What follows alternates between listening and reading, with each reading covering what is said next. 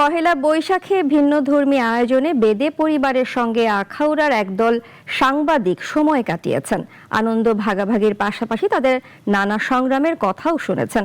মঙ্গলবার দুপুরে আখাউড়া প্রেস ক্লাবের উদ্যোগে বাইপাস এলাকার অস্থায়ী বেদেপল্লীতে এ আয়োজন করা হয়। এর অংশ হিসেবে বেদে পরিবারের জন্য খাবারের ব্যবস্থা করা হয়। 12টি পরিবারের প্রায় 40 জন সদস্য এতে অংশ নেন। তাদের পছন্দ অনুযায়ী খাবার কিনে দেওয়া হয় এবং সেখানেই রান্না করা হয়। প্রেস ক্লাবের সাধারণ সম্পাদক মোহাম্মদ নুরুন নবী ভূঁইয়া সহ অন্যান্যরা এ সময় উপস্থিত ছিলেন। এই সর্বপ্রথম সাংবাদিক ভাইয়েরা আঙ্গুরে খানা দানার করে আমাদেরকে পয়লা বৈশাখের একটা শুভেচ্ছা স্বাগতম জানিয়েছে।